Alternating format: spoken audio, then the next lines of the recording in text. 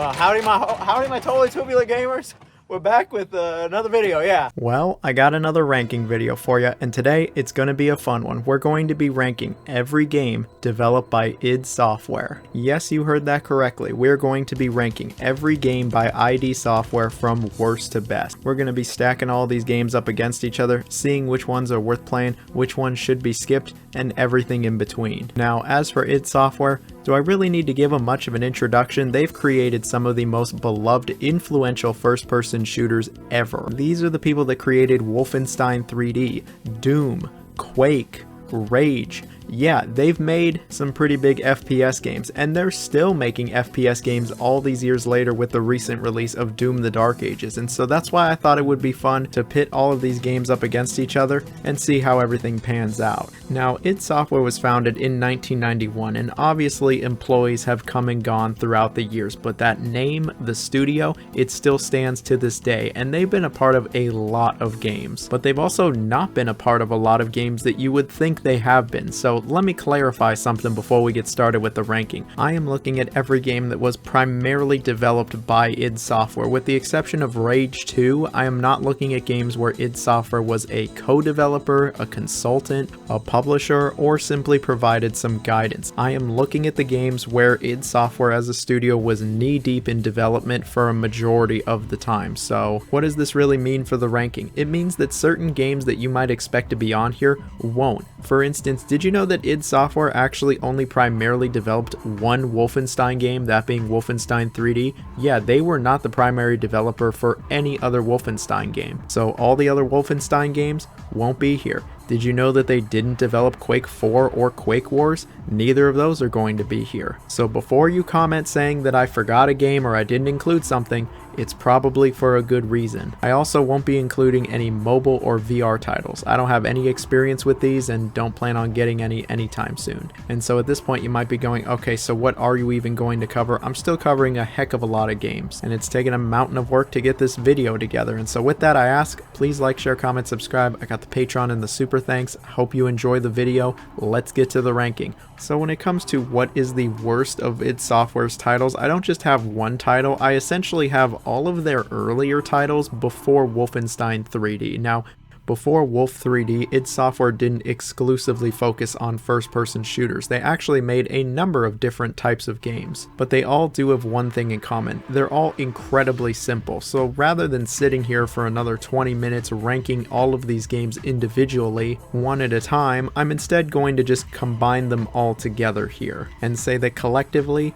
these are the weakest titles by id. So let's go over what they actually developed before Wolfenstein 3D. Their most well-known game, really series before Wolf 3D, is Commander Keen. Now, Commander Keen is a series of really simple 2D platformers. From 1990 to 1991, 4 Commander Keen games were actually released. Commander Keen in Invasion of the Vortigons, Commander Keen in Keen Dreams, Commander Keen in Goodbye Galaxy, and then Commander Keen in Aliens Ate My Babysitter. So yeah, in the span of 1 year, this series got 4 games, and so as you would expect, they're all pretty similar and short. They're decent little 2D platformers, but nothing special. And that's going to be like the only time I ever talk about Commander Keen, unless I want to talk about that failed iOS game from 2019. However, in 1991, they also developed 2 other 2D platformers that were not Commander Keen, Shadow Knights and Dangerous Dave in the Haunted Mansion. Both of these are very short, simple 2D platformers that I really just don't have much to say about. Things get a little more interesting with Hover Tank 3D, which was really one of the first-person shooters ever made. It's essentially the precursor to Wolfenstein 3D. It's even more basic somehow, and to be perfectly honest, this game hasn't aged all that well, and I didn't find it very enjoyable. There was another first-person shooter that came out before Wolf 3D, and that is Catacomb 3D. This is also a precursor, a stepping stone to Wolfenstein 3D. The engine is literally a prototype of the Wolfenstein 3D engine. And while it was considered a landmark title for the time, like Hover Tank 3D, it has not aged all that well, and I'd have a hard time recommending this one. But it is cool to see how far we've come, at least when it comes to first-person shooters. They also did release 2 puzzle games known as Rescue Rover 1 and 2. And these, yeah, I just don't really have much to say about them. I don't really have much to say about any of these games, which is why I've combined all of them together. And if I ranked them all individually, these would still all be the bottom games on on this list. I genuinely think every game I'm going to be talking about going forward is better than all of these games. And that's not to say that all of these games are bad. They were actually really influential when it came to video games as a medium. It's just nowadays, in current year, yeah, it's hard to play some of these games in the same way that it's hard to play some of the older NES games. Maybe I'm just a zoomer, but you go back and enjoy these games and tell me that they're better than any of the games I'm going to be talking about going forward. Oh yeah, they also made a Mahjong game, Tiles of the Dragon, but I got no idea how to play Mahjong. But anyway, if you came here looking to hear about id Software's earlier games before Wolf 3D, I'm sorry to disappoint, but I'm running out of things to say, so let's just move on to the games you probably want to see me talk about. Well, here we have Quake Champions, which is sadly the latest game in the Quake franchise. And I believe that it is not only the worst game in the Quake series, but one of the weakest games developed by id Software in general. And it's a shame because this game had so much promise. I mean, it was a modern Quake game. It was a brand new AAA arena shooter. There hasn't been a lot of multiplayer arena shooters over the last, I don't know, decade, which makes it all the sadder that this game is practically dead. While yes, there is technically a very, and I mean very small dedicated fan base, for the most part this game is well past the life support stages. Finding a match in this game is exceedingly rare. Maybe I've just been searching at the wrong times or on the wrong game modes, but I've almost never found a match. And if you find people, it is the sweatiest of the sweat. And that really sucks because this is a multiplayer focused game. There's no single player here. Sure, you can practice with the bots, but there's really nothing here. Quake 3 has much more of a single player than Quake Champions. Quake 3 also wasn't infested with microtransactions, battle pass nonsense, and hero shooter aspects. Yeah, there's a reason Quake Champions didn't catch on. A majority of people just didn't really like it, and I don't care much for it either. It just feels like the game doesn't really know what exactly it wants to be. On one hand, it actually is very similar to Quake 3 Arena. It's all about fast, precise movement, aiming your shots, and knowing these maps and game modes like the back of your hand. And the skill ceiling is crazy high, but then on the other hand, they have a bunch of strange additions, loadouts, hero abilities, heroes in general. Like, this seems to go against what Quake is all about. It feels out of place. It felt out of place when the game released into early access, and it feels out of place even nowadays. I remember seeing this and just going, why is that in a Quake game? I feel like it doesn't do a very good job catering to the hardcore arena shooter audience, but it also doesn't do a good job catering to the more casual FPS audience either. It just kind of falls into this awkward middle ground where really nobody is satisfied. The game had a number of other issues outside of an identity crisis, though. People didn't really care for some of these maps, the selection was less than desirable, there's no modding tools, and then all of the free-to-play crap getting thrown in. Yeah, it just left a bad taste in my mouth, and here we are a few years later from Quake Champions 1.0 release, and it's pretty much completely forgotten about. At this point in time, I can't recommend anybody checks out Quake Champions. It's literally a free game, and I still don't think it's worth checking out. Try literally any of the other Quake games. So here we have Orcs and Elves, which initially released for mobile phones in 2006, but was eventually released for the DS in 2007. Now, you probably haven't heard of this game. It seems to be id Software's most forgotten game. I certainly hadn't heard of it until I was going to make this list, and I can tell you now that yeah, this game isn't anything special, but it still is a decent game. So the game takes place in a fantasy world, and it sees you playing as this young elf known as Ellie, who must retake a dwarven city from this evil army of orcs occupying it. There's a bit more to this story, but I'm going to keep things pretty shrimple here. It's not really anything special, there aren't exactly any memorable characters or moments, and the world feels a little generic. But it's nothing necessarily bad, just a bit forgettable. When it comes to the gameplay, it's actually pretty interesting. It is played exclusively from the first-person perspective, and taking a look at this you might be like, oh, is this going to be like Hexen or Heretic? No, it's actually a turn-based role-playing game, where every single action is considered a turn by the player, so moving around is a turn, using an item, or even attacking. If you've ever played the Pokemon Mystery Dungeon games, it actually plays pretty similar to that, complete with a grid system as well, with the obvious key difference being that it is in first person. When it comes to the combat, it's rather basic, it's usually pretty quick, and I wouldn't say that a whole lot of strategy is required for most of these fights, not even some of the bigger enemies, but I still believe that some enjoyment can be found here. And of course, as you go through these dungeons and defeat enemies, you'll level up, you'll get stronger, your stats will go up, you'll learn new moves, you can get new equipment for your character, the basic RPG stuff. Really, if you've ever played a dungeon crawler before, you'll immediately understand how the gameplay loops work, and the game doesn't exactly do anything to reinvent the wheel here. Something interesting is the controls. Since it is on the DS, there are some touch elements. You're supposed to draw runes on the touch screen, and general menu navigation can be done with the touch screen, but you can also just use the buttons, which in my opinion is always going to be better, and it makes this game way more playable on an emulator. Something else worth bringing up is the level design. With this being a dungeon crawler, it's filled to the brim with mazes that you'll be exploring for quite some time, where you're just kind of aimlessly wandering, looking for the next room, exit, something, but it doesn't feel like it takes an eternity. It isn't terribly complex, and this is when you get reminded that this game was initially a mobile phone game from 2006. While there are some upgrades to the DS version, you can still very much feel that this was made for something that was a bit weaker than the DS. Maybe if it was a bit more sophisticated, complex, complicated, nuanced, or just generally engaging, I might not have felt that. As things stand, I think Orcs and Elves is an okay dungeon crawler that might have some bright moments, but overall is just kind of forgotten about for a reason. Would I recommend it? It would be a pretty hard sell. If you are looking for a total hidden gem on the DS of all things, then sure, go ahead and check it out. Otherwise, you could probably skip this one.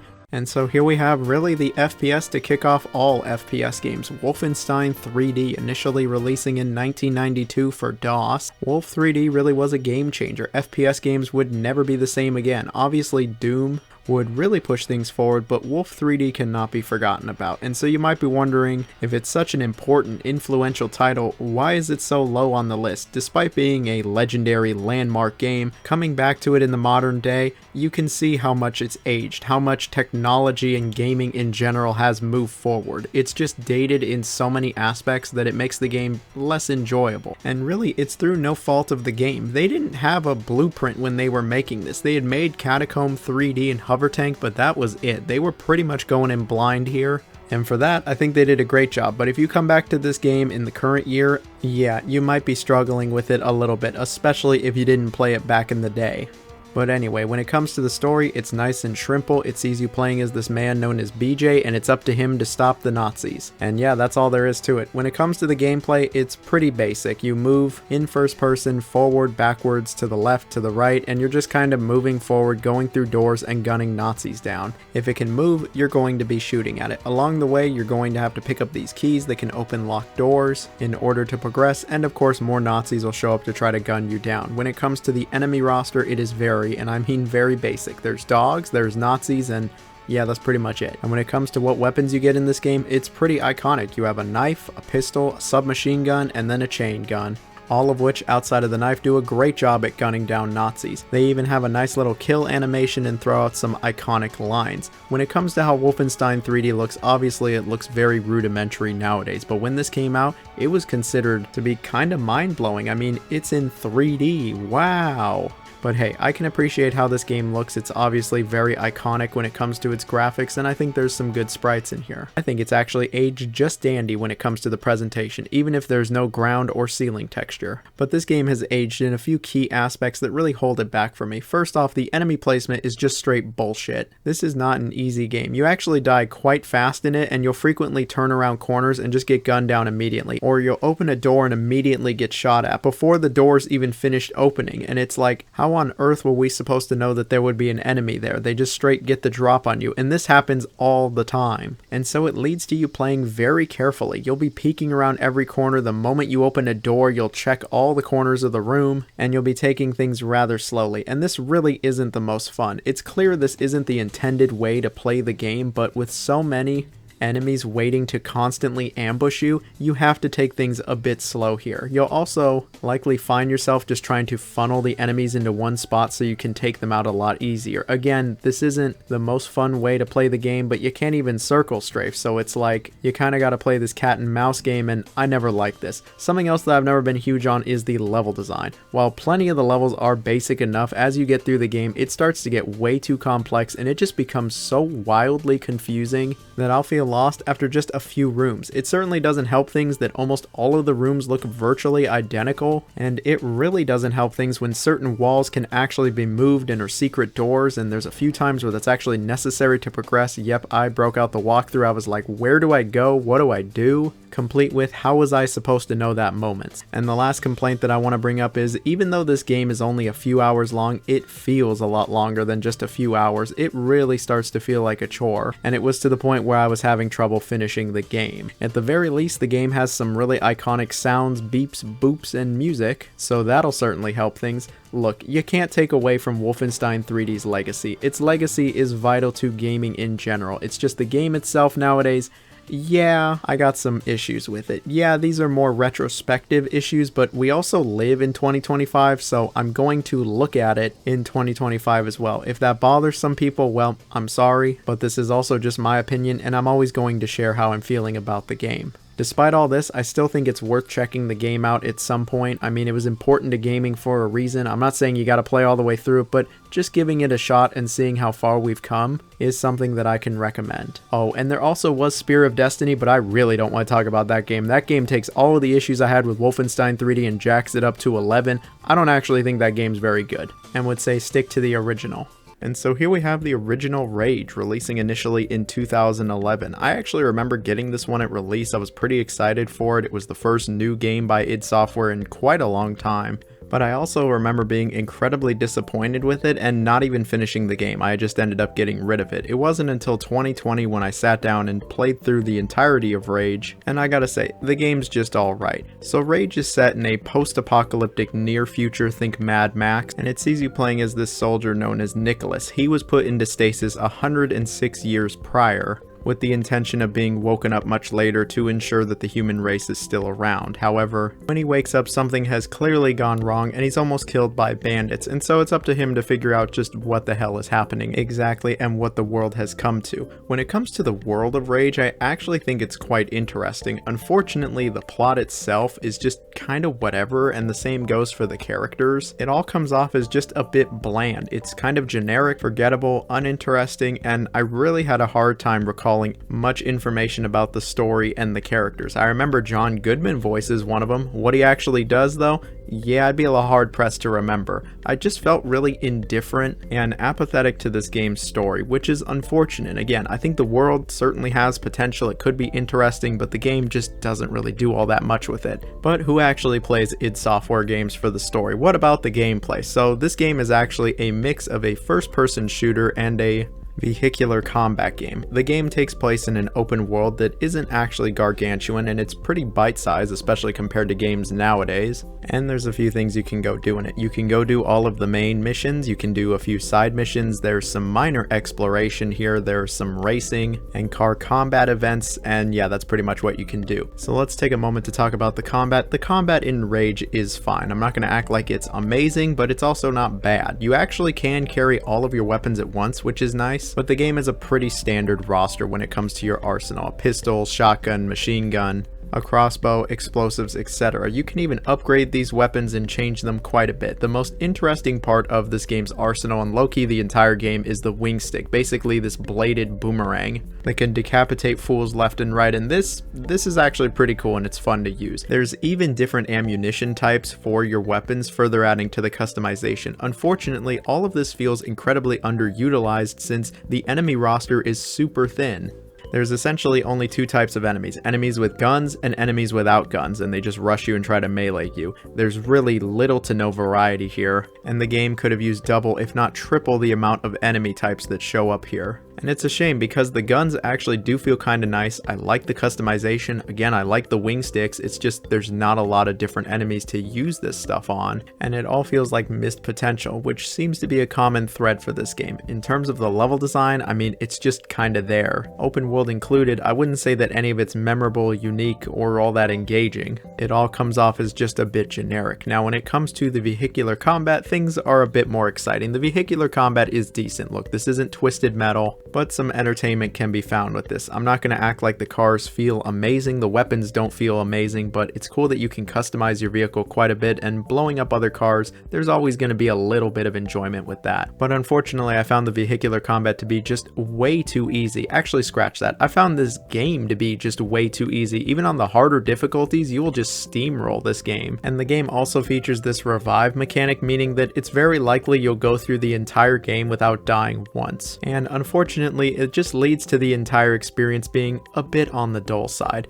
I remember though when Rage came out, people were going nuts over the presentation, and I gotta say, all these years later, this is still a great looking game. The environments are stunning, the character models are incredible, the animation is top tier, like the way these enemies behave and move around still looks impressive even nowadays. The lighting's pretty good, the game runs incredibly well nowadays. I remember it certainly did not run well in 2011, but that's neither here nor there, and the music ain't half bad either. The guns even sound kind of nice. But unfortunately, even with a really strong presentation, I would have a hard time recommending Rage unless you really enjoy first-person shooters and still haven't tried this one. While it doesn't have any large glaring issues, it's got a bunch of little problems, more like Death by a Thousand Cuts, Kane and Lynch 2 style. And while the game has plenty of positive elements about it, I feel like it's just not able to come together in a way that's particularly satisfying, engaging, or all that memorable. Again, you can see the potential here. There absolutely was plenty of potential, they just weren't able to achieve it. And what we're left with here is a very okay game. And so here we have Rage 2, which released in 2019. Now, even though this game was primarily developed by Avalanche Studios, id Software was still very heavily involved in the development. Now, I remember when Rage 2 got announced, I was a bit surprised. Rage just didn't strike me as the game that would get a sequel. But I was excited because they could actually really improve on what the first game had and live up to its potential. And while I don't think Rage 2 is a great game, I'd rather play this than the first one. When it comes to the story, world, and characters of Rage 2, it's pretty similar to the first one. It still takes place in a post-apocalyptic world that was nearly wiped out by a giant asteroid. And it sees you playing as this character known as Walker. He is a ranger, and it's about him going up against this authoritarian force known as the Authority. Ooh, and plenty of other factions show up here as well. But it's your pretty typical post-apocalyptic affair. The story in Rage 2 is a little better, I guess, than Rage 1. I mean, it's a little more memorable, but I still wouldn't say it's very good. The characters, world, and just general plot feel really underbaked here, and it's all very surface level. I wasn't particularly attached to any of these characters, the story, and I couldn't really care about the world either. The game actually does have plenty of references to Rage 1 as well, but I didn't care about the story in Rage 1 either, so it's like, cool, I guess. Something else you'll immediately notice about Rage 2 that's different from the first game is its use of colors. Rage 1 was very tan, brown, and gray. Rage 2 actually has a bunch of fun colors, yellow, purple, blue, and yeah, they really went for a different color palette here, and I think it allows the game to actually have a little bit of its own identity and aesthetic. It certainly separates it from the first Rage and plenty of other post-apocalyptic games.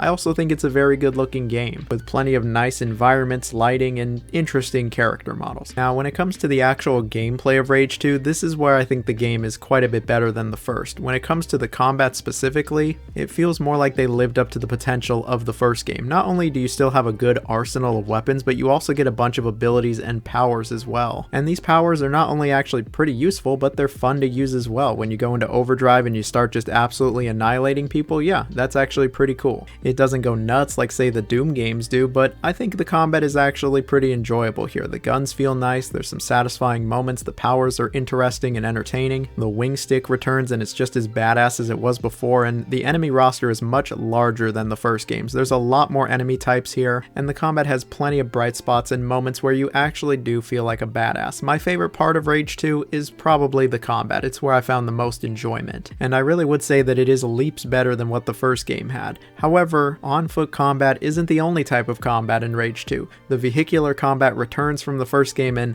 it's just kind of whatever. Like, yeah, you can drive any vehicle in the game's world. There's even more vehicle types, like this shitty little gyrocopter you can get in, but the actual combat itself, it's just kind of okay. It doesn't feel particularly exciting, engaging, challenging, and you just kind of blow vehicles up and that's all there really is to it. It's certainly not worse than the vehicular combat of Rage 1, but I wouldn't really say it was all that much better either. I just didn't really feel much while I was blowing up other cars. Maybe it's just me, but I just didn't find this all that fun. Something else that I didn't particularly care for is the open world. The open world in Rage 2, I'm sorry, this is just so generic and bland. I just never really have had a good time with Rage 2's open world. It all feels like busy work, it feels very cookie cutter, generic, copy paste, and I never thought the side content got particularly engaging or interesting, and it got stale really fast also, to the point where I just started actively avoiding it and just stuck to the main missions, which have all the game's best set pieces and moments anyway, and I feel like I finished the game a heck of a lot faster by ignoring all of the side content. You could probably get 20-30 hours out of Rage 2, but if you just stick to the main story,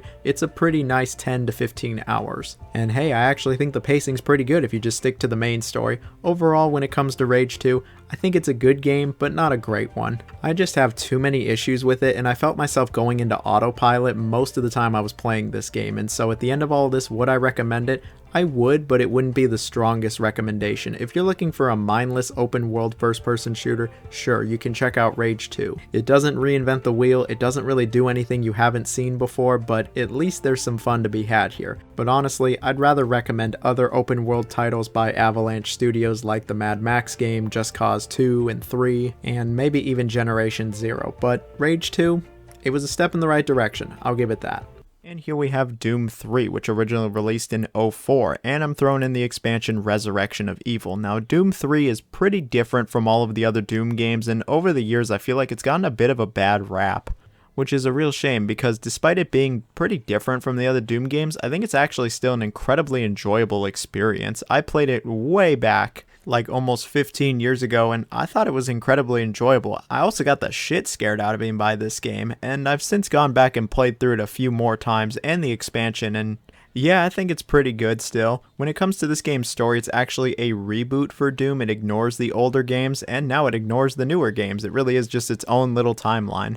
But I mean, at the end of the day, it really doesn't mean all that much. The story is still relatively basic, taking place on Mars. You still play as the Doom Marine, and you kill lots and lots of demons. There are some more characters, there's actually a decent amount of world building and plenty of logs you can read to just flesh everything out, but I'm not going to act like it's amazing stuff here. It's just kind of there. If you want to read it, if you want to learn about the world and the characters and what's going on here, you can, but I feel like most people are just kind of going to ignore it and go and kill some demons. So speaking of killing demons, when it comes to Doom 3's gameplay, it's quite different from any other Doom game. The first thing you'll notice, it's a lot slower and the enemy count is a lot lower. Rather than zipping around these levels like a bat out of hell, you actually move quite a bit slower here. I'd say you move at a normal pace for a first-person shooter. It's just for Doom, yeah, that is pretty slow. You also don't get absolutely swarmed by enemies like you would in other Doom games. Sometimes a good amount of enemies show up, but it's never like a dozen at once. The game is a lot more closed off and corridor focused. The game's actually quite a bit claustrophobic. That really plays into what Doom 3 was going for. Everything I just mentioned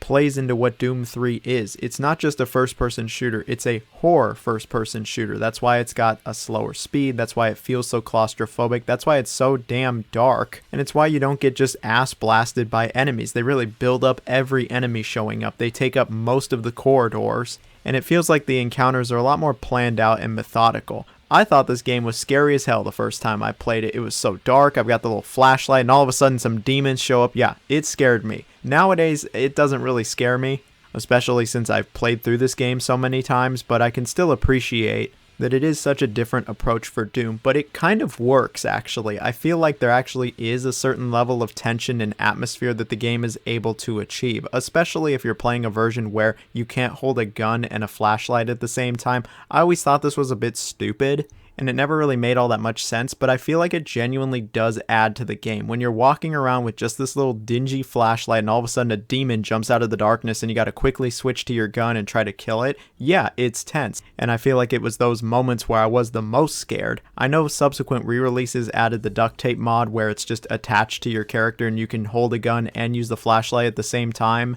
And while this is more practical and makes more sense in the context, I feel like when you play through the game this way, some of the tension really is lost, and the game's not as scary as it is when you're just holding that dumbass flashlight out.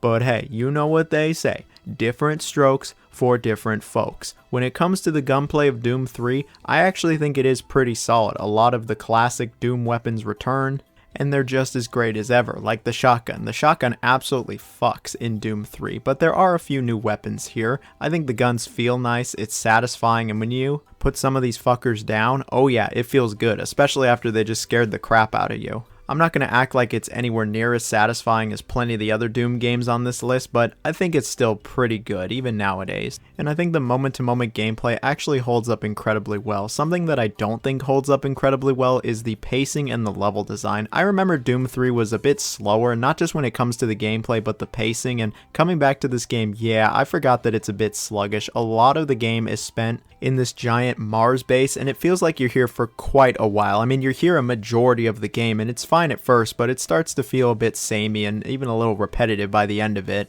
And the level design really doesn't help things out. It's just straight corridors for the most part. I feel like there isn't enough unique areas or set pieces to keep things interesting or all that engaging, and you can only be scared by the demons in the dark so many times, but eventually you do leave the base and it continues to pick up, the pacing gets better, and you kill a lot more demons in the last half. And I'm not saying that the level design or the pacing is necessarily bad, it's just it could have been a little better. Now, something that was really hyped up for Doom 3 and Resurrection of Evil was its presentation. Yeah, the game might be dark as shit, but when you actually get to see it, it is a very good looking game, especially for 2004.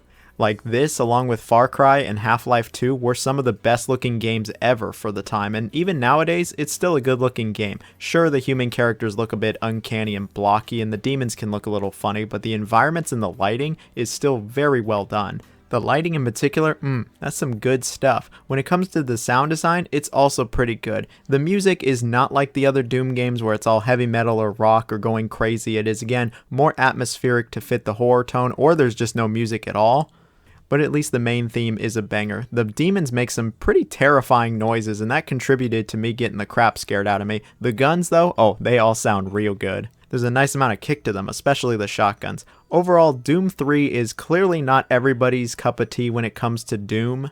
I know plenty of people don't like the more horror focus, they don't like that it's slower or the corridors, and they just wish it was like the other Dooms. Well, it's not like the other Dooms. Let's focus on what we have instead of what we don't have. And what we have here is a pretty good first-person shooter. I've enjoyed it for many years now, and I'll continue to enjoy it. I think there are other Dooms that are better, but that doesn't discount that I still think this is a pretty good game, and I really got no problem recommending it, especially if you like shooters or horror games. And so here we have Quake 3 Arena, originally releasing in '99. Now, Quake 3 Arena is considered one of the greatest multiplayer arena shooters of all time, and here we are over 25 years later, which sounds crazy to say out loud, and the game still slaps. There's really never been an arena shooter to hit quite like how Quake 3 did, and the game is still immensely fun nowadays. And what's even crazier is that there are still people playing Quake 3 to this day, whether it's the original game or Quake Live. Quake 3 still has a small but mighty player base because the game really is just that fun. So Quake 3's direction was a pretty drastic departure from Quake 1 and 2. Instead of focusing on a tight single player with some multiplayer thrown in there, they actually solely focus on the multiplayer experience. It's really why you play this game. However, there is actually a single player campaign. Yeah, it is just a bunch of bot matches in a row, but there's actually a little bit of a story here. It's about all these champions coming together to fight each other.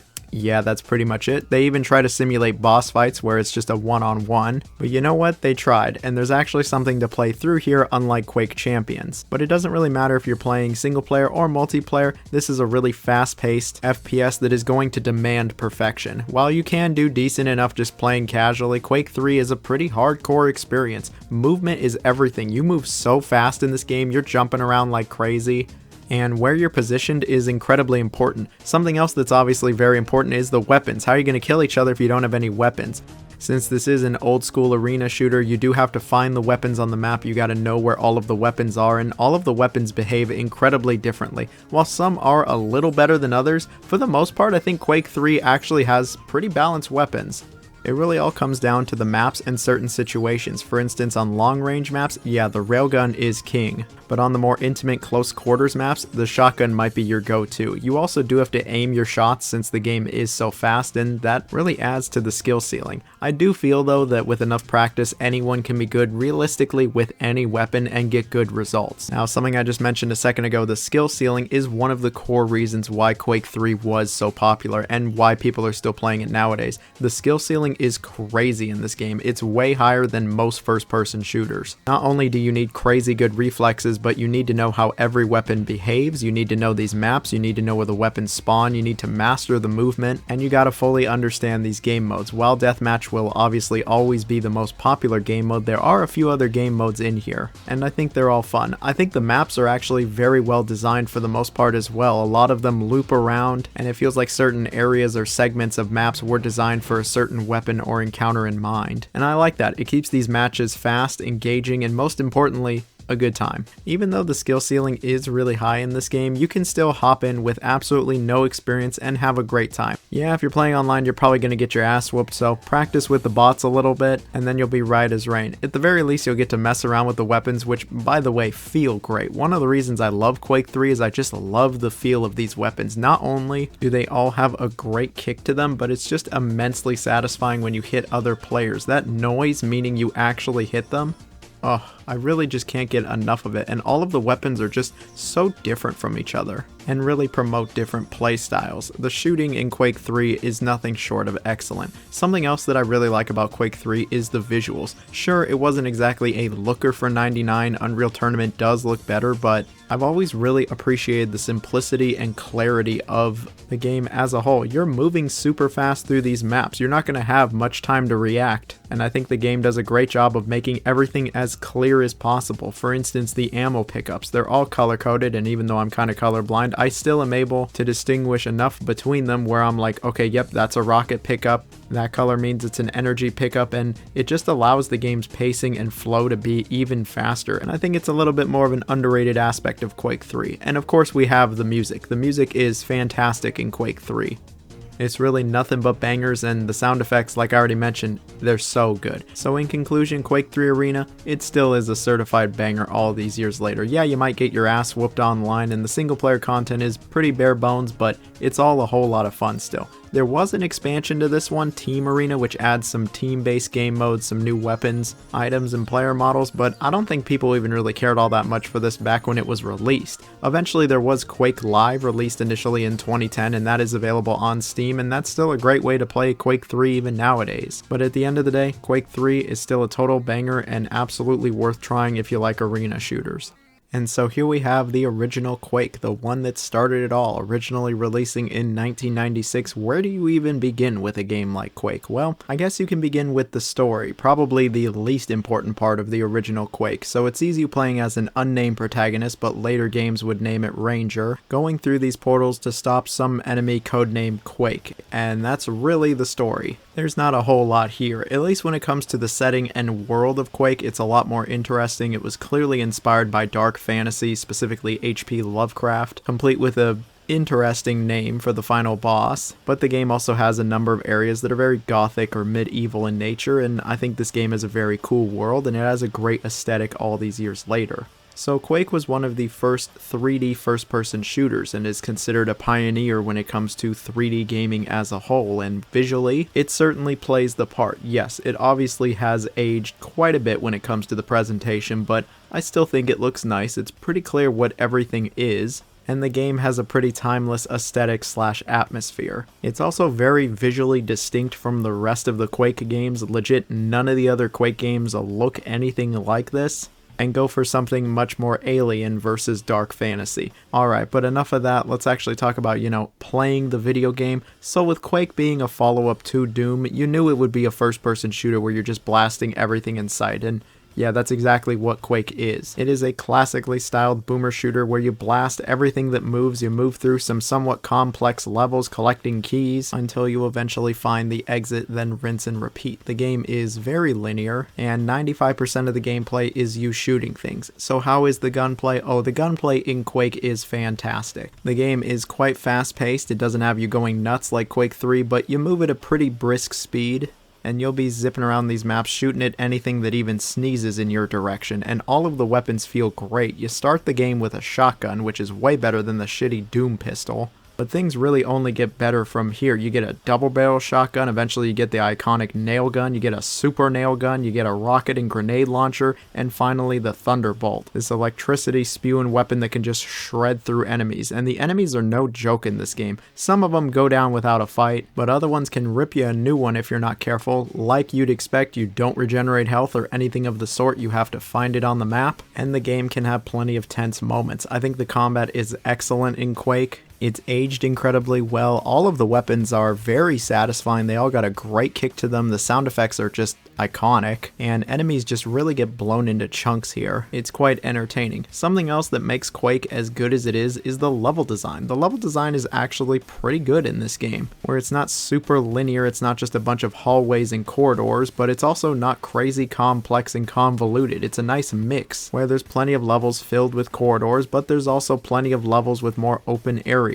And I rarely ever found myself getting lost in these levels. It's usually pretty clear where you're supposed to go next, but there can still be a little bit of exploration here. Like other shooters from the era, there are plenty of secrets to find here, and if you find them, you're usually rewarded with little goodies. Even the hardest difficulty of the game is actually a secret hidden away, but if you know, you know. Something else that makes the Quake experience as good as it is the music. The music is great in the original Quake. It's a bit more atmospheric and doesn't go wild like Sonic Mayhem, but I think it's really good stuff. And all of this combined really just makes you realize that the original Quake is just a timeless experience. The game is like 30 years old at this point, and it's still a whole lot of fun. It's clear that it doesn't really matter how old the game gets, it's always going to be fun. And there's always going to be people making mods for the original Quake as well. You can't talk about Quake without bringing up the modding scene. The modding scene is nothing short of remarkable. Whether it's single player or multiplayer mods, there's just so many for the original Quake. Team Fortress actually started out as a Quake mod, and this game's modding scene really is only rivaled by like the original Half-Life. It doesn't get much better than this.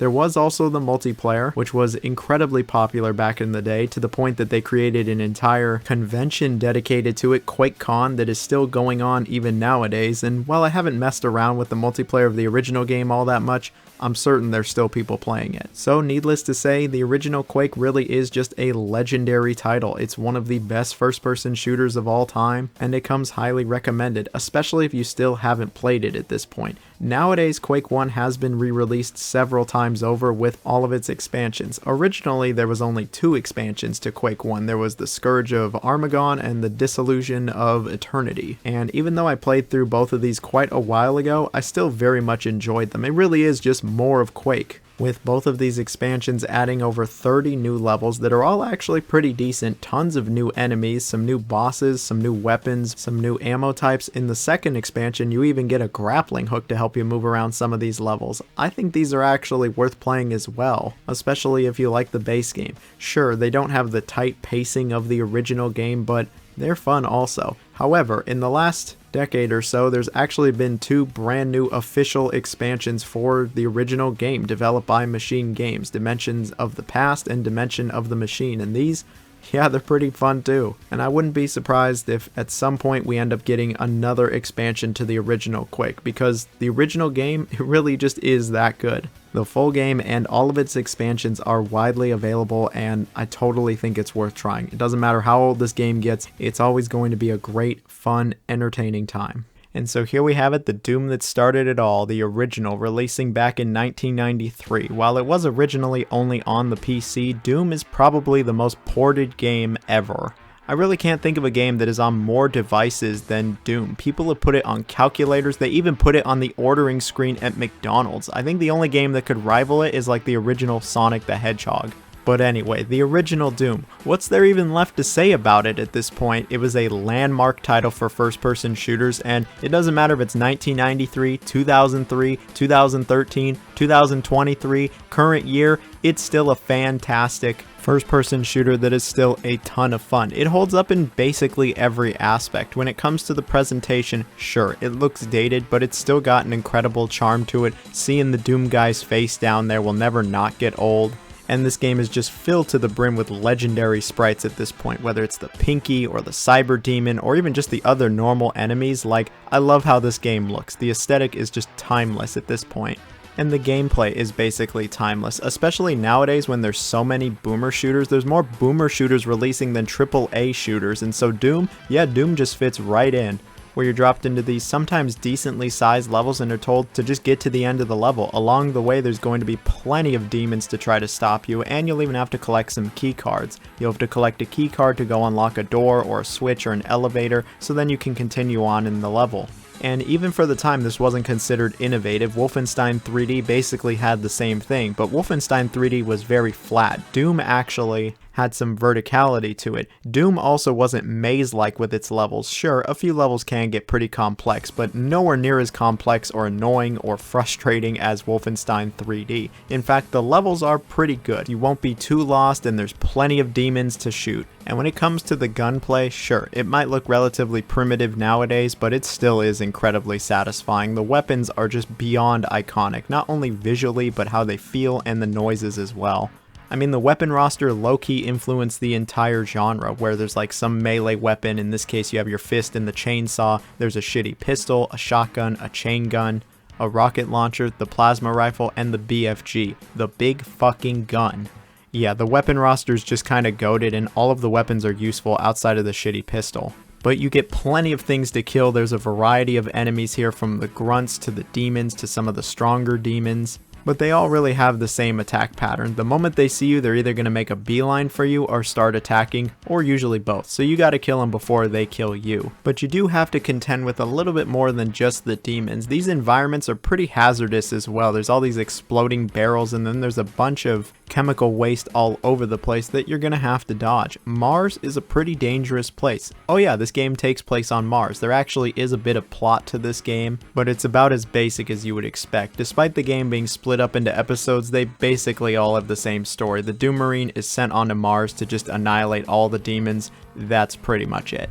And I mean, it makes sense. At the time, games didn't have a ton of story, and this game doesn't either. This game does have a pretty kick-ass atmosphere though, that still totally holds up, and the music is just, I mean, the music is just as legendary as it gets. E1M1 is one of the most iconic tunes of any video game, but the whole soundtrack is legit very good. The original Doom in general is very good. I know, crazy thing to say in current year, but Doom still holds up. It's still a ton of fun. There's plenty of ways to play it nowadays, and it's one of those games I think everybody, truly everybody, should experience at some point. There's been a ton of additions to Doom as well, in the form of levels. Stuff like Sigil 1 and 2 were there. There's just endless, and I mean endless mods. There's multiplayer, there's co-op. Doom is eternal. There's just seemingly always going to be content and stuff being made for the original Doom. It's been 30 plus years and people are still making shit for Doom, and some of it's in an official capacity. It doesn't really matter how many times I've played through this game, I can still boot it up and have a great time with it. The first time I played it, oh, I was hooked and I beat the whole game in like 1 or 2 sittings. Nowadays, I know some of these levels like the back of my hand and I can actually finish them pretty quick. I'm not, you know, speedrunning levels of good, but I can make my way around a few of these levels if you know what I'm saying. What I'm trying to really say at the end of the day though is, if you can breathe air, then I really think you owe it to yourself to try Doom at some point, if you haven't already. And so here we have it, Quake 2, which is, in my opinion, the best of the entire Quake series. I know people have been going back and forth on what the best Quake game is forever, but my favorite's always going to be Quake 2.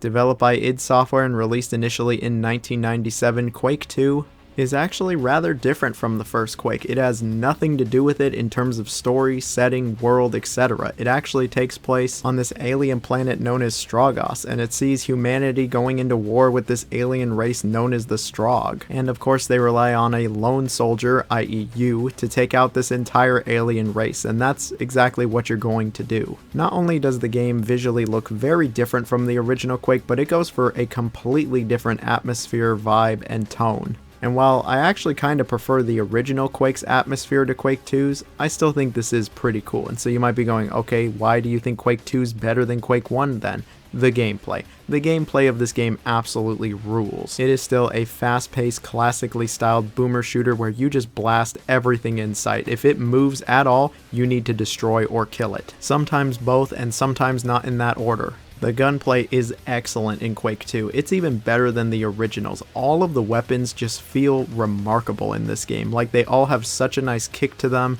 They all have a real sense of weight and impact, and they're incredibly satisfying to use. Blowing enemies into chunks in the original game was fun, but doing it in the second game, oh, it just feels great. You just really get to blow off some steam here as you just annihilate some of these enemies, especially with the double barrel shotgun. Like, the double barrel shotgun feels real good in Quake 2. All of the weapons, though, are great, and they all have their own strengths and weaknesses, and the environments really do take advantage of these. The level design is actually very different from the original Quake. The OG game was linear and level based. None of the levels connected to each other, and it was all about going from point A to B. Quake 2 is a little different. All of the levels are actually connected. Most of the game is interconnected. There's even a central hub that really ties everything together. Your objectives are also different. In the original game, it really was just find the exit. Here, you actually do get objectives.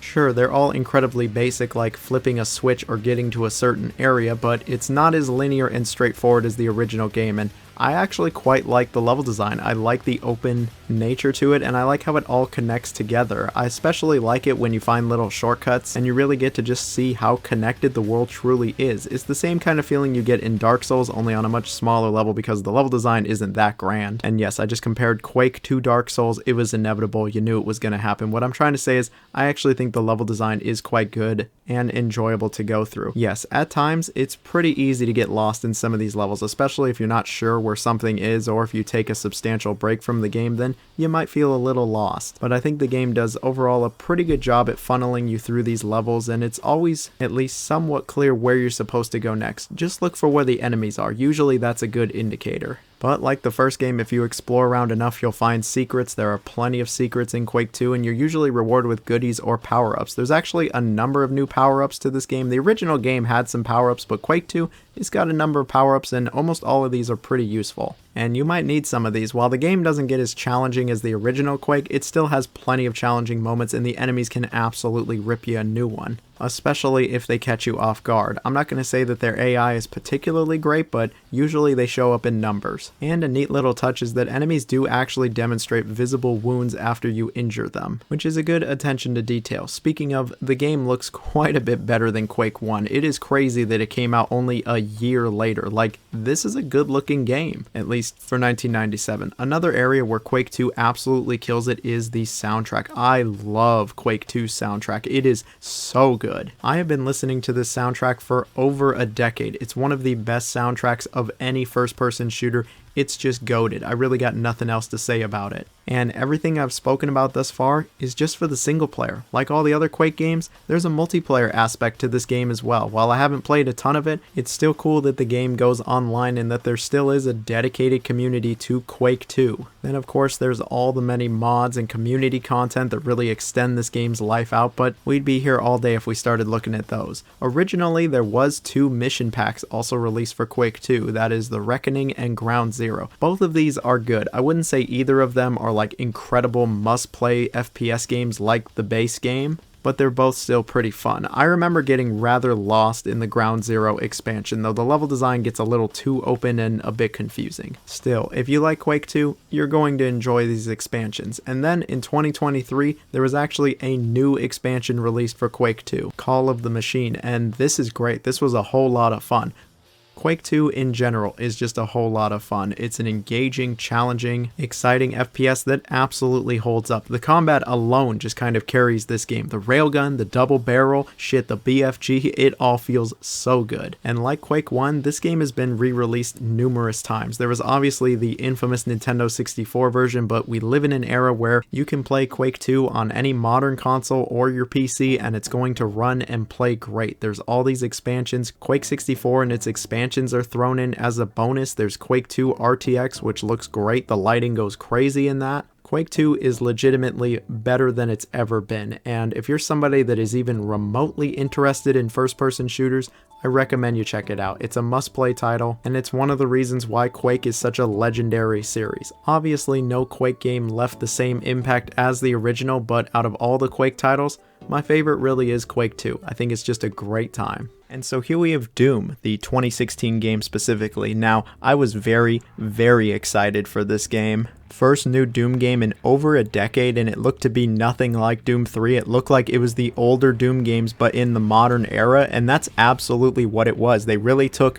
the old Doom games and brought it to the modern day. This game really was the start of the boomer shooter era for first-person shooters. Like, when it comes to FPS games, there was a clear pre- and post-Doom 2016 in terms of the games that got released. And it's all due to just how good this game was. It really feels just like the older Doom games, but also modern in all the right ways. It feels more like an old-school Doom game than even Doom Eternal does. And I remember when this game came out, I played it non-stop. I beat it in like 2 days. I loved it. And then I went back and played through the whole thing again. Like, it was just that good. And all these years later, it is still so good. This game is just a ton of fun.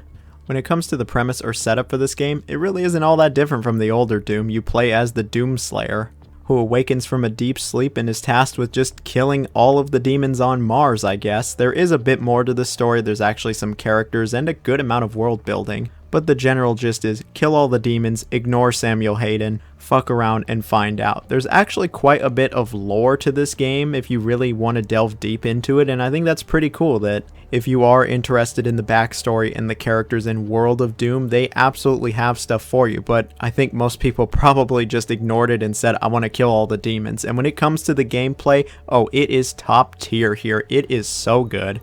The first thing you'll notice is that this game is a lot faster than Doom 3. It moves at a pretty brisk pace, and you're going to want to be moving the entire time. You can hold all of your weapons at once, just like the older games, and you can absolutely fuck shit up in this game. A bunch of the classic weapons return, and they feel even more powerful than ever, especially the chainsaw. It just absolutely rips through shit. And speaking of the ripping and the tearing, this game introduces the glory kills, where you just absolutely execute some enemies. When you do enough damage, you can just do a finishing move where you just pummel the shit out of them and you get rewarded with ammunition and health and armor, and it is a lot of fun just completely destroying everything, doing all of these glory kills. Like, it's just an immediately satisfying, engaging combat loop that really never gets old. 2 or 3 playthroughs in and it still hasn't gotten old for me. Like, all of the classic enemies return. You can do some pretty sweet executions on all of them. Some of them mix things up a bit, but the combat in general is just some of the best you'll find legit in any first-person shooter. Outside of the combat, there's actually a bit to see as well. While it is quite linear, some of these areas are actually very open. There's a lot to see and explore. There's tons, and I mean tons of Easter eggs in here, referencing older Doom games, Commander Keen, Skyrim, Fallout, a bunch of other Bethesda stuff. Finding these Easter eggs are great, and the secrets usually reward you as well. There's actually some platforming here. And of course, from time to time, you'll have to search for this little thing called a key card. You're probably pretty familiar with those. What I can appreciate is that when you're not in combat, it doesn't feel like downtime or the game's spinning its wheels, forcing variety on you. All of it feels natural. The way you progress through these levels is really great. There's 13 levels and there's really not a bad one here. The pacing in general is just superb, and they all feel decently different from each other. The other thing about the gameplay is it's just so much fun. I don't really have any other way to describe it. It's just immensely fun. The combat loops are so satisfying and rewarding, and it's just such a good time. The game is able to stay engaging throughout its entire runtime, and I'm certain that most people finished the game and then booted it back up because it was so much fun, and it really just never gets old. If you like first-person shooters and have not tried Doom 2016 or its sequel, I really don't know what you're doing. First-person shooters don't get much better than this, especially in the modern era. And one reason it's so good is the presentation. The presentation, especially for 2016, was absolutely fantastic. This game looks great. It runs at a very smooth 60 frames per second. The environments look solid. The lighting's great. And then it's so gory. This is a violent, gory, brutal game that makes you feel like an absolute badass. In most games, you fight a boss that can just absolutely kick the shit out of you. In Doom 2016, you are the boss. You're the one kicking the shit out of the demons, and it makes you feel like the coolest dude on Earth. Actually, it would be the coolest dude on Mars. You're not on Earth. It was a fucking figure of speech, okay? What I'm trying to say is there's not that many games that make you feel like this much of a badass, and that's thanks to the gore, the presentation, and the sound. The sound is so good. The ripping and the tearing, it sounds so good. The weapons sound ultra powerful, and the music is really great stuff here. one of the most badass and unironically epic soundtracks to any video game. It's really great stuff. If you couldn't tell, I love Doom 2016. I think this is a phenomenal game that really should be tried by everybody. Like, if you've ever had even a mild interest in shooters, try Doom 2016. It's not as fast and crazy as Eternal, and it can feel even a little slow at times if you're coming back to it from Eternal, but I still think it's an excellent game that is totally worth your time. And I know there are a lot of people that actually prefer Doom 2016 to Eternal and some other Doom games, and while I personally don't think it's the very best of the Doom series, I can totally understand why. This game, outside of the shitty multiplayer, is just stellar.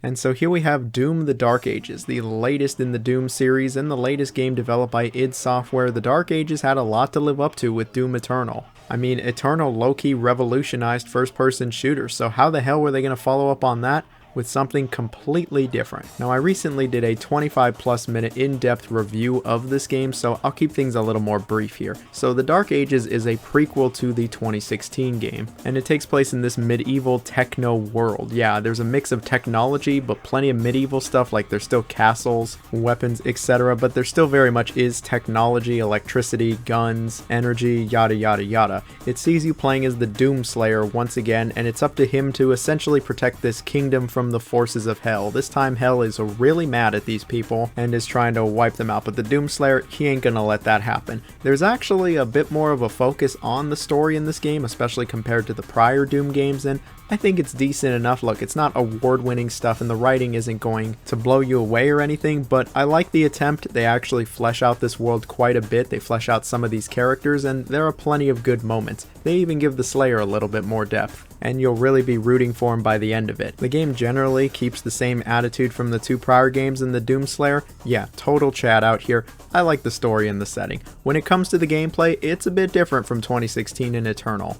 The first thing to bring up is that they have slowed the combat down and it's a much more grounded experience. You're not jumping all over the place, it's not fast as lightning, and you won't get positively wrecked if you stop moving in this game, unlike Eternal. The game is also just not as difficult as Eternal, and you don't have to worry about managing your ammo all that much. The game gives you plenty of ammunition. The biggest change that comes to the Dark Ages combat is with the shield saw. You can now block attacks, you can parry green attacks, which is almost every attack. You can do a shield bash that sends you forward, and you can even throw the shield with it coming back to you boomerang style, and if you throw it into a big ass enemy, you'll actually stun them. A big portion of the game's combat is centered around parrying. The game wants you to parry as much as you possibly can. It's like the main gimmick to the game. You will not beat it if you do not parry as much as possible. Especially when it comes to the boss fights, they expect you to be parrying quite a lot of their attacks. And while this parrying system certainly isn't for everybody, I actually thought it was really well implemented and I thought it made for a lot of satisfying moments. Is it what I expected from a Doom game? Not really, but I think the way that they implemented it actually made it really fun and satisfying. Like, the whole game slows down when you parry something and it leads to some really cool moments. I also love throwing the shield saw, especially when it slices enemies in half. Like, that will always be really cool. The other weapons you get are pretty fun to use as well. The shotgun really packs a punch. There's this stake launcher known as the Impaler. You get a plasma launcher, eventually a double plasma launcher. You get this skull crusher, which is a brand new weapon, and this thing's fun as hell to use, where yeah, it crushes skulls down and shoots all the bits and pieces. You get a rocket launcher, and then you also get this ball and chain weapon that's strong as fuck. Additionally, melee attacks are different from prior games. There's no glory kills here whatsoever, and you actually have to get ammo for your melee attacks, but they're strong as hell, and it feels nice to just absolutely pummel these enemies. The combat in general feels incredibly satisfying. It is outstanding. It's fast, violent, responsive, gory, and most importantly, it's fun. These weapons feel incredible to use, and you'll feel like a total badass as you destroy everything, and thanks to the game's slightly slower speed, the game won't leave you feeling exhausted like Eternal will. Like, don't get it twisted, I obviously love Doom Eternal's combat loops as well, but there were plenty of times where I just had to put the game down. I felt spent. But not with the Dark Ages. Something else that's pretty different about the Dark Ages from the prior games is the level design. While there's plenty of straightforward levels, a la 2016 and Eternal, there are a number of much larger levels in this game that are actually pretty cool. I like how you get to explore these big open levels, there's plenty of secrets, and you can do objectives in whatever order you please. Unlike the previous game, there is not a ton of platforming here, but I think the level design is actually really good for the most part. I also like how the game really incentivizes you to find a lot of these secrets, since the upgrade resources resources really are locked away behind these secrets. You won't be able to upgrade your weapons all that much if you're not finding some of these secrets. Thankfully, they made it pretty easy to find these. Easier than the prior games, at least. Something else that the Dark Ages introduces is vehicle sections. There's a few parts to the game where you actually get into this giant mech and do these huge fights, and while they are slow, I still thought they were rather enjoyable. You feel like this giant hulking monstrosity beating the shit out of these demons, and eventually you get these giant weapons, which looks funny, but I found it to be quite entertaining. I also thought riding the dragon was entertaining. It has machine guns attached to it, so you'll just be flying around shooting the shit out of everything and doing some really cool looking landings. I will say though, you don't spend a lot of time piloting these vehicles, probably less than an hour and a half combined, so if you don't care for these, well, there's not a lot of it. A majority of the game is combat, and I think the combat is excellent. I think the game looks phenomenal as well. It seems to be really well optimized. It just ran buttery smooth, and I don't really got a bad thing to say about the presentation. The sound effects were incredible, the guns sound great, and the music, while it's not Doom Eternal good, I think it's decent enough. Look, Eternal soundtrack was just kinda peak. I don't know if we can ever get back to that point, especially without Mick Gordon. Overall, the Dark Ages, it's a really great time. It's fun as hell, and it actually provides something very different from Eternal. I know a lot of people aren't going to care for the speed, the combat flow, the parrying, the shield, the list goes on and on. All I can say is, if you've enjoyed any prior Doom game, I think you should check this one out. Despite its changes, I still found it to be really enjoyable and entertaining. I got no problem giving it my highest recommendation. And so here we have Doom Eternal, which released in 2020. I very much remember the day this game came out. It came out the same day as Animal Crossing. It was right when COVID was starting, and even though we were all quarantining, I gotta say, we were eating real good with video games, and that's because Doom Eternal, oh, this is just one of my favorite games like of all time. I love this game the moment I booted it up. And dozens upon dozens of hours later, oh, I still absolutely love this game. So it is a sequel to the 2016 game. It sees the Doomslayer trying to end Hell's consumption of Earth. Yes, it is literally hell on Earth like Doom 2. And the Doomslayer really just has to save everybody. The story is a bit more prevalent than Doom 2016, but it's actually pretty good. But I'll also say it doesn't really ever get in the way of the gameplay. You can kind of just ignore it all if you want to, but there's a ton of story and characters and world and lore if you want to learn more about Doom and everything Doom related, and I think it's really cool stuff. It's cool how much effort was really put into the lore and the world, and this game just has a ton of funny moments to it where the Slayer just shows everyone that, yeah, they are the shit. I like the story, I like where everything goes, and I think it's pretty cool how you can learn a bunch about the Doom world. When it comes to the gameplay, yeah, they took Doom 2016 and really just put it on crack. This game is way faster than Doom 2016. And I think the best way to describe it is that it's just fucking nuts. Like, it's one of the fastest video games I've ever played. Everything moves at a blistering speed in this game. Your character moves hella fast. You can do this little shift, which you can even do in the air. The enemies move fast. Your projectiles are fast. The glory kills are even faster than ever. This game just has this crazy fast tempo to it, and it really never lets up. It only gets faster and faster the more you play this game. So if you're someone with pretty slow reflexes, or you're like me who has the reflexes of like a 43-year-old meth head, this game will really whip you into shape. It's also quite a bit more challenging than the 2016 game, mostly due to the speed. If you're standing still, you might as well just be fucking dead. But anyway, the moment-to-moment gameplay is a blisteringly fast first-person shooter where you basically just annihilate everything that moves. Like, all of the weapons returned from the prior game. You even get a few new weapons, and you can just absolutely slaughter everything with these. All of the weapons are great. And even some of the returning weapons are a bit different. Like, the shotgun has a grappling hook attached to it, and I'm sorry, this will just never not get old. Like, I don't know who thought of this, but this was just an amazing idea, and it's so much fun to use. You also get like this flamethrower known as the flame belch that you can shoot out at times. There's grenades and bombs. And of course, a bunch of glory kills and executions. There's tons of new executions here, and they're just as satisfying as the prior game. Speaking of what you'll actually be executing, there is way more demons than the prior game. There's actually almost twice as many enemies out here. They all have different tactics, and some of them can absolutely rock your shit. When it comes to this game's weapon and enemy roster, it is so good. It's like this sandbox where you have all these weapons and options to kill just so many different enemies, and it really makes almost every encounter feel fresh, varied, and different from the last. Even when you're replaying the same encounter over and over, it feels different like every single time. There's just so many different ways to go about maiming everything that it never gets old. It's immensely satisfying when it comes to the combat. The combat loop might be the best of any modern first-person shooter. It is unbelievably good. There's all this new movement tech as well, where you can do the dashes to help add to the speed and get out of tight situations. There's wall climbing. You can even swing from these bars. Like, you could just fly all over the damn place. It gets so frantic and crazy, and again, it's just so much fun. When you're not in combat, there's actually a bit of exploration and a good amount of platforming. Thanks to the new movement tech, there's actually a decent amount of platforming that is here, and while some people don't like it, I actually quite do. I think it adds to the variety, it breaks things up nicely, and I never found it all that obnoxious or intrusive, and it never goes on that long. It's maybe a few minutes at most, and then you're back to killing things, and it's just as fun as ever. I don't mind the platforming. I know some people also don't like the speed and feel of the combat, thinking it's less like the older Dooms in 2016 and more like this just cracked out first-person shooter that goes nuts, but I just could not get enough of the combat loop in this game.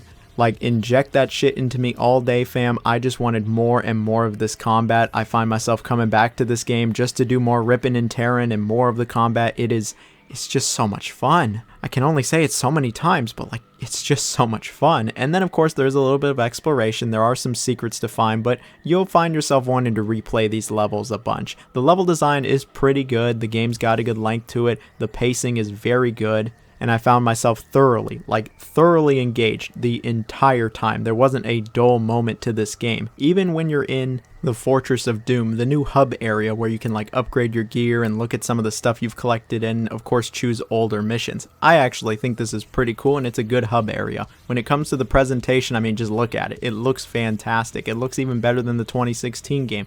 The demons look great. They look really great when they get ripped apart. This is a gory, violent game, and yeah, it just looks really good. The humans look good. The environments and lighting are absolutely killer, and then the soundtrack is just goated. It's one of the best soundtracks to any video game ever. I love the soundtrack to Doom Eternal. It is crazy good. Like, I just want to listen to some of it right now, honestly. It is that good. I love the soundtrack to this game. I love basically everything about Doom Eternal. It's one of the greatest first-person shooters ever made, and it shows that Doom really is the king of first-person shooters. It is the big kahuna. It's like at the top of the mountain. It's so good. If you have not tried it at this point, and you even kind of like first-person shooters, I think you should give Doom Eternal a shot. I think you're going to enjoy it. I mean, I'm sure there are plenty of people that don't enjoy Doom Eternal or don't love it as much as certain other Doom games, but we can all agree that it's still a pretty fun time, right? And then there's the DLC, the Ancient Gods Part 1 and 2, and this is some of the best DLC for like any FPS. The first episode is actually really difficult, like shockingly difficult. The second episode is a bit more balanced, and I like the second one a bit more, but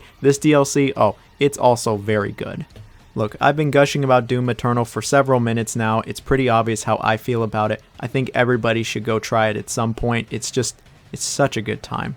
And so here we have it. You already knew it was going to be number one, Doom 2. Initially released in 1994, Doom 2 is not only my favorite game by id Software, but like my favorite first-person shooter of all time. I've played a lot of FPS games, but none of them have hooked me as deep as Doom 2 has. Call it my nostalgia or fond memories, but I just love this game to pieces. I've played through this game like a dozen times, and it never gets old.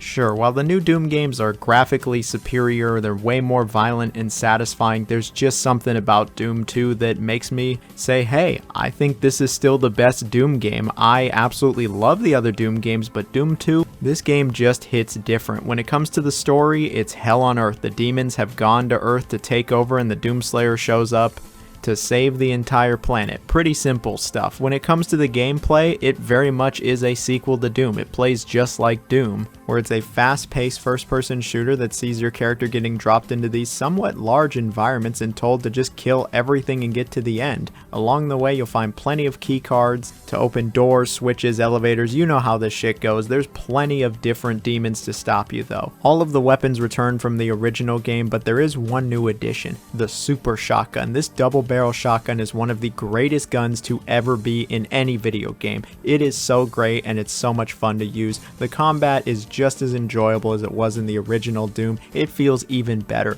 There's new enemies here, And sure, it's not as dynamic or varied as say Doom Eternal, but it's just so much fun still. Something else that makes Doom 2 as great as it is the levels. The levels are just such a massive improvement over the original Doom that it's crazy, at least in my opinion. I love the levels to Doom 2. These are like my favorite levels of any first-person shooter. They actually get way more intricate than the first game and have a lot more depth and complexity, but it doesn't go crazy like Final Doom. The game's actually very good at like funneling you through certain paths. Some of these levels are also a bit non-linear. They're actually rather open, and I always thought this was the coolest thing when I played this as a teenager, and even nowadays I actually still really do enjoy these levels. Man, thinking back to the first time I played this game, I beat it in almost one sitting. I just could not put it down. I was like, this game is so good, and I've played through it so many times since. And just like several other Doom games, it just doesn't ever get old. It is just such a fun time. The pacing is superb, the level design is great, the combat is excellent. Sure, when it comes to the graphics, you know, obviously it's not the most graphically impressive thing these days. It looks virtually identical to the original Doom, but it was good for the time. The soundtrack, the soundtrack is so good in this game though. It might even be better than the first game. Sure, it's not as iconic, there's no E1M1, but I love the soundtrack to this game. All of the sound effects are great in general. The sound is just really solid. This game is a really great tone and atmosphere as well. It feels very different from the first game, especially because you are on Earth. It's not Mars or Hell, it's actually earthly places. There's like normal looking buildings, and I always just thought the tone, the setting, all of that was really great stuff. And then just like the original, this game has been re-released several times. It's on just about every platform imaginable, and there's been a bunch of expansions for it. There's also tons of mods and fan levels. People are making just about as much content for Doom 2 as they were for Doom 1. This game though has some pretty great expansions. The most recognizable one is probably Master Levels for Doom 2, which is the version of Doom 2 I always play these days, where it's all the levels from Doom 2, but they actually throw some extras in there that are pretty challenging, and it's not Final Doom crazy, but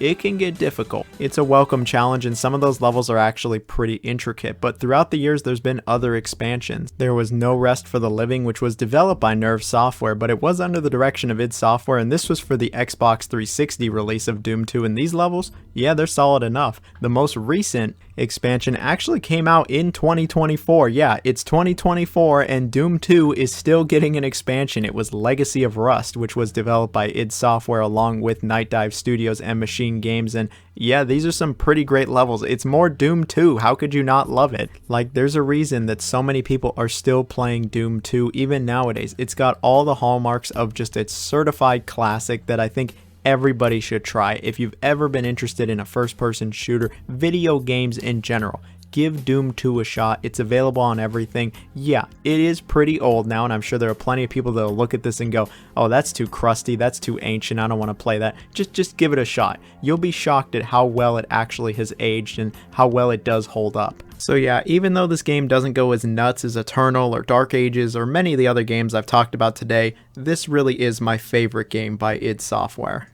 I'm sure a case could be made for many games as to why it's the best game by id, but I'm always sticking to Doom 2. But that's going to be it for today's video. Did you agree? Did you disagree? Did you really disagree? Did you hate the video? I'm always lurking down below. I always love to see how everybody's doing. Let's get a discussion going. Let's all chat. If you made it to this part of the video, you can comment our secret code word. It's going to be Hexen, because there is no Hexen on this list. Only the real ones are going to know that you made it to the very end. So yeah, Hexen is what we're going with. I love me some Hexen. Actually, I don't really love Hexen, but conversation for a different day. So with that, hope you all stay safe. Peace.